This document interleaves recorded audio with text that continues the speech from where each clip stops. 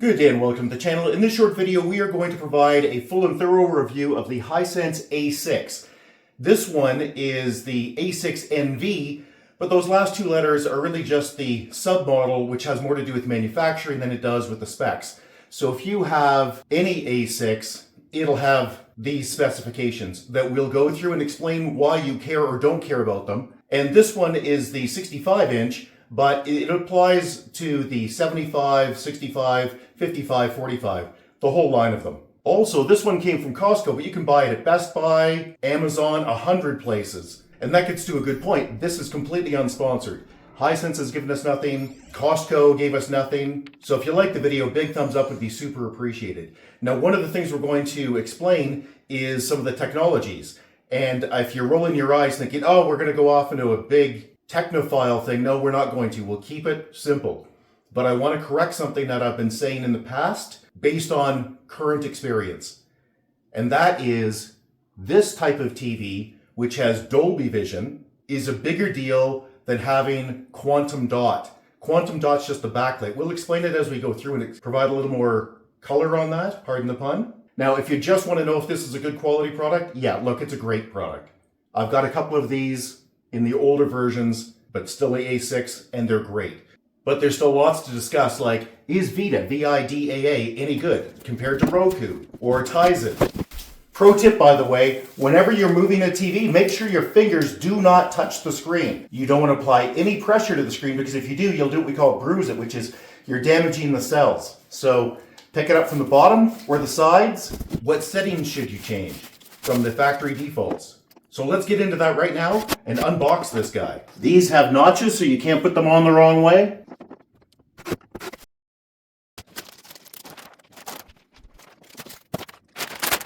This gives you one power port, big surprise. And most importantly, what you get are 3 HDMI ports. Now these aren't normal HDMI ports, the old 1.4. These are the new HDMI 2.0 ports. We'll explain in a second why that really matters, but it really does, especially if you're a gamer. There's also an audio in and a reset button right there. 2 USB ports, and this one comes with a TV tuner. That depends on what region you're in, but I'm in Canada, and Canada and the United States get TV tuners. There's also a digital out for audio and a LAN connection if you want to wire your TV in to your network. But most people are just going to do what we're going to do, which is use Wi-Fi. And the only button on this is underneath in the center. I can't show you, but just trust me, it's there. There's a button for power. That's it. There are no other switches or toggles. Comes with batteries. Okay, so we've got it unboxed. We set it up through the phone, as you saw through the screenshots. Very simple. And we've also set up Netflix and YouTube through the QR codes that were brought up. Very simple. So let's dig into some of the details. In particular, this is a VIDAA, V-I-D-A-A. That's Hisense's proprietary operating system.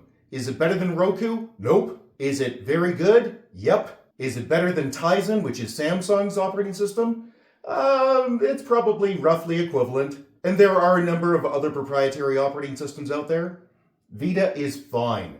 I quite like it because it's simple, and most notably, it's very fast. By the way, this one came in at $470 Canadian. So I'm going to say 3 and change US. That's insanely cheap for a 65-inch high-quality screen. 4K with all of the apps built in, voice remote control. But I digress. Let's go to the operating system that you probably want to avoid. If you see a TV with Google TV, Android TV, you probably want to avoid it. Why? Because it's a great product for demonstrations, yes it is, but it's very slow and sluggish, especially on these entry-level TVs. VIDAA, super fast. I press a button, something happens. There's no delays, everything's boom, boom, boom. Love it. Now let's explain a little bit more. So we'll go into YouTube, HDR. Okay, so as you saw, this supports Prime, it supports Crave. Crave, by the way, is in Canada, HBO in the US, Disney Plus. It has all of the apps you could possibly care about, including Apple TV. And speaking of Apple and other operating systems, yes, it works with Google Home and Alexa. So let's explain what I was alluding to at the start about the picture quality. Image quality is often determined by the backlight. Now the backlight in this is just a normal sheet of LEDs. Quantum dot removes a layer and replaces another layer to produce brighter colors. Here's the problem with that. It only really works when you've got something like this, which is 4K high dynamic range content. However, better picture quality comes from HDR10 Plus. Don't confuse HDR or HDR10 with HDR10 Plus or Dolby Vision. HDR10 Plus and Dolby Vision allow the producer of the movie to send a signal to your TV to adjust the contrast and the brightness of every image. If you just have HDR or HDR10, the producer can only send a signal telling the TV to adjust at the start of the content. It can't adjust on the fly. Now, the argument in the past was entry-level TVs like this one are not bright enough to make that HDR difference pop.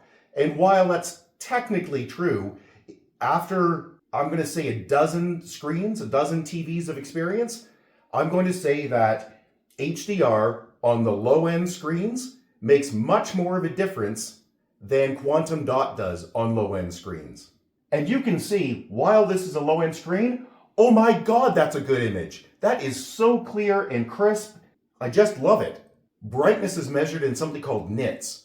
And if you want a really great TV, you're going to want something in the 750 plus range. Good luck at finding that anywhere near this price point. This is 300 nits. You think, oh no, it's half the brightness. No, it's like a light bulb. When you double the brightness number in a light bulb, it's not actually twice as bright. It's a little brighter. 300 nits is fine. This is also what's called a VA panel, as opposed to an IPS panel.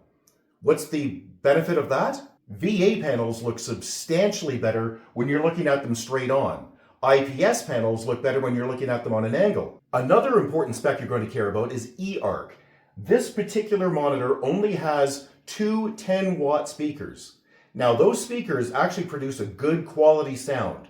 I've already tested it. I'm happy with it. But a lot of people like to use sound bars.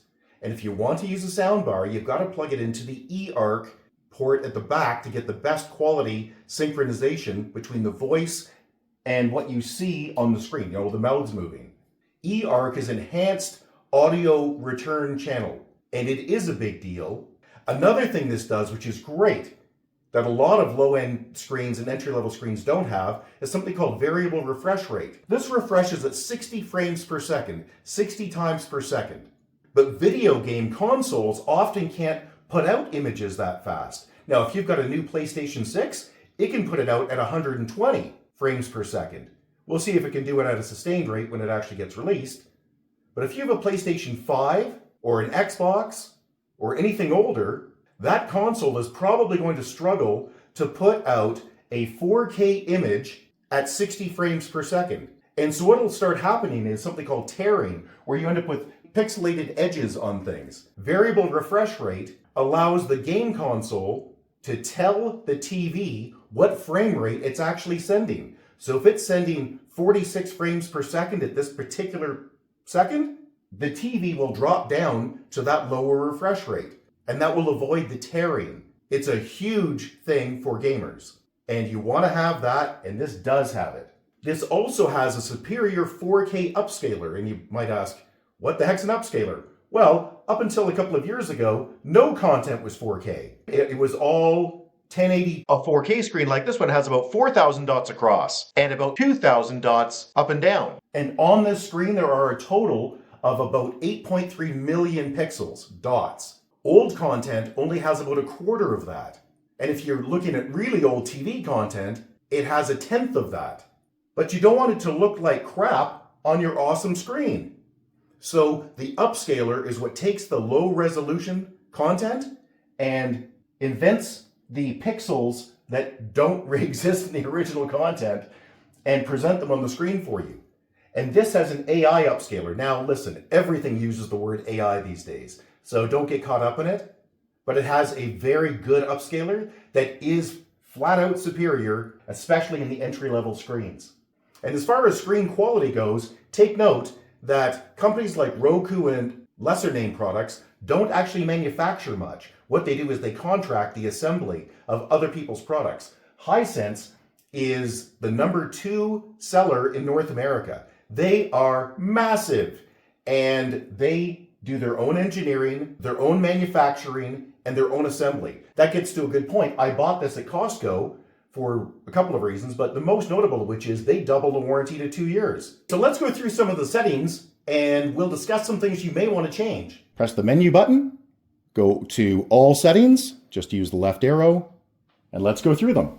Picture mode, enhanced ACR. Let's change this over to Vivid. Okay, wow, that made a big change. Let's change it to sports. Yeah, it changes that brightness and contrast pretty substantially. ACR does it automatically. It figures out where you are, what you're watching, and makes the change. I'm going to leave it on enhanced ACR. You may not want to, but I'm going to. Picture mode settings. The backlight, how bright do you want this? I want it to be as bright as it can be. And you can see on the left, I can use the down arrow to change things like the sharpness. So that's your granular control. Advanced settings. This is something that people often are afraid to go into. Don't be. I like to turn on the dark detail. Some screens are able to dim the backlight automatically in various areas of the screen. They're able to actually turn the backlight off. So when there's a dark part of the screen, it's off. These entry-level panels can't do that. So how do they compensate? To make the dark seem darker, they'll make the bright brighter. And you may want to turn that on. Now, often these enhancements cause problems, so you may not want to, but I've liked it in the past. I'm going to try it again now. And of course, you can do calibrations if you want. I do not want to. Let's go down to motion. This is a big deal as well. So let's explain motion smoothing. In this case, they call it AI smooth motion. Different TVs call it different things, but it's motion smoothing. Here's what happens. Content, like movies, are still to this day shot in 24 frames per second. This is a 60 frame per second screen. So if you are trying to display 24 frames each second on a screen that's going to refresh 60 times, there's going to be some image degradation. And so how do they fix that? Well, they use, of course it's now, like I said, AI, because we can't just use the word algorithm anymore. But it basically looks at the previous frame and the next frame and interpolates what a frame might be in between. And that is really good for some things, but not great for others. So for instance, in sports, you can get artifacts. You can get, a baseball or something that's, being thrown at 100 miles an hour, and it will appear in two places. Now your eye can't see that, but your brain can, and it'll look a little odd to you, and you might not know what it's about. So what you want to do is, for most people, is adjust the AI motion smoothing. Okay, high being smooth. So standard is probably a good place. But if you're noticing that these extra frames that the system is generating that don't really exist, that are moving quickly, things that are panning left or right, yeah, go and just turn it off. Now let's go to sound settings. Automatic, as far as the overall quality goes, but there are some settings you probably need to get into. Have you ever been listening to something like an ad and had the volume get way loud? True Volume fixes that. The problem with it is it also sometimes screws up and reduces the volume in movies. So most people want to turn that off. Another thing is, if you're going to wall mount it, and we are, you probably want to go into here and select wall mount setup. And that improves the sound because it tells the TV that the speakers are mounted physically higher on a wall than it would be in a floor mount. And this particular TV has Dolby DTSX. Now, what that tries to do is from your two speakers, it tries to make a sort of a surround sound. It doesn't work very well, but it is better than nothing, and you haven't paid extra for it. So, great. And if there's something you really want to play with, you can go into the equalizer. Now let's look at connection. As you can see, it ties into HomeKit and AirPlay. It's got a karaoke mode. You can download the mobile app and use it as a remote control. Under System, there's parental controls. So if you want to lock your kids out of some nasty content, that's one way to do it. And the last thing we're going to cover here is support. If you go into System Update, it's a bit of a surprise that Auto Update is turned off by default. By the way, they update this every couple of months. Okay, so here's our review of the Hisense A6 series, in particular the NV version. We love this thing. At this price, there's nothing that's going to be better than it. There are products that are going to be equivalent, but they will not be better. This is about as good as it gets. This has Dolby Vision, which, as we've explained, can make a huge difference. It is variable refresh rate. It's from Hisense, which is now a brand that I trust after the better part of 10 years buying Hisense product. They're still not a tier 1 manufacturer, but they're not tier 3 anymore, they're tier 2. I have never had a problem with a Hisense product. So hey, if you found this video useful, big thumbs up would be super appreciated. Subscribe's also appreciated. It really does help with the Google algorithms. And if you have any questions or concerns, you can get a hold of us directly at www.uartech, that's www.urtech.ca, or you can leave a question or comment below, and if we don't get back to you, somebody else will, because on YouTube, everybody's got an opinion. Thanks, and have a great day. Bye-bye.